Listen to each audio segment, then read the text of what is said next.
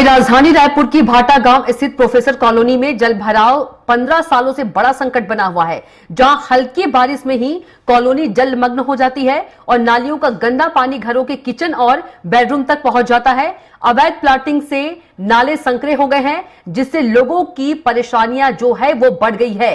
रहवासियों का आरोप है कि हर साल निरीक्षण और करोड़ों की योजनाएं तो बनती हैं, लेकिन हालत जो है वो जस के ही तस है। तो तस्वीरें प्रोफेसर कॉलोनी की है, जो कि अब सड़क नहीं तालाब बन चुकी है। राजधानी रायपुर और जल भराव का पुराना नाता है। सरकारें बदली, प्रशासन बदले, लेकिन समस्या आज भी वही के वही है। मात्र आधे घंटे की बारिश में ये राजधानी रायपुर के प्रोफेसर कॉलोनी का नजारा है, जहां पर देख सकते हैं कि लगभग 1 से 2 फीट बारिश का पानी भरा हुआ है। नाले का पानी पूरे कॉलोनी भर में और कॉलोनी से ये पूरे घरों तक घुस चुकी है। घरों के भीतर की आपको भी तस्वीर जो है वो भी दिखा सकते हैं कि यहाँ से देख सकते हैं कि गेट से ये नाली से जो पानी है वो घर के भीतर जा रही है और आगे तक देख सकते हैं कि जो गंदे काले जो पानी है वो यहाँ पर सड़कों पर आपको नजर आ रहा है। और इन्हीं गंदगियों को, इन्हीं गंदे पानियों को पार करके कॉलोनी वासी दूसरे स्थानों पर जाने को मजबूर है। आप साफ तस्वीरों में देख सकते हैं, चाहे वो महिलाएं हैं, चाहे बच्चे हैं, बुजुर्ग हैं, सभी इसी गंदगियों को पार करके, तैर करके जो है वो यहाँ से दूसरे स्थानों पर जाते हैं।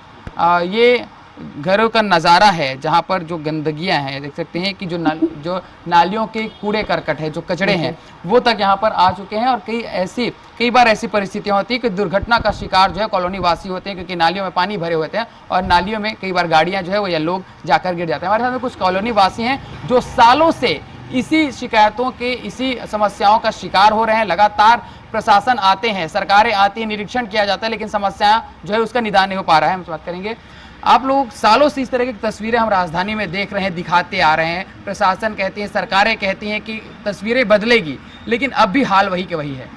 मैं एक बार प्रमोद दुबे को यहाँ लाया था, उसको दिखाया, बोले देखो भैया ये इसको कैसे करें। तो वो बोलता है जितना काम मेरे समय में हुआ है उसके बाद कभी और हुआ नहीं है। ये सामने जो ये चल रहा है ना हाईवे, उसको तोड़ना पड़ेगा, तोड़ के फिर ये इसको नाले को उस पार ले जाना पड़ेगा। तो इसमें सेंट्रल गवर्नमेंट का भी हाथ होता है, उसको परमिशन लेना पड़ता है। 2 बार में ऐसा करके, मतलब बहुत ही कठिन काम है। और अभी तो जो नई सरकार है वो कोई आया नहीं है यहाँ पर, और उनको किसी के मतलब नहीं है। जैसे कि कोई अभी भरता है तो आ जाते हैं फोटो खींचने के लिए और उसके बाद सब्जियों होते हैं। क्या बीते कुछ दिन पहले भी यहाँ पर महापौर आई थी निरीक्षण करने के लिए कि इस साल इस तरह से। मैं नहीं था उस समय, सुना हूँ आई थी करके, लेकिन होना ज्यादा कुछ नहीं है भैया। ये तो बोलते ये जो गड्ढा किए हैं ना, एग्जैक्टली जब गड्ढा किए हैं तो गड्ढे को अच्छे से करना चाहिए ना।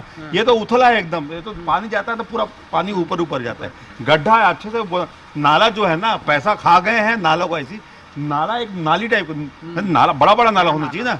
वहाँ पर भी नाला है, यहाँ पर भी नाला, नाली तो खुदा है लेकिन नाली में पानी नहीं जाता। कितने साल से ऐसी परिस्थिति दिख रही है?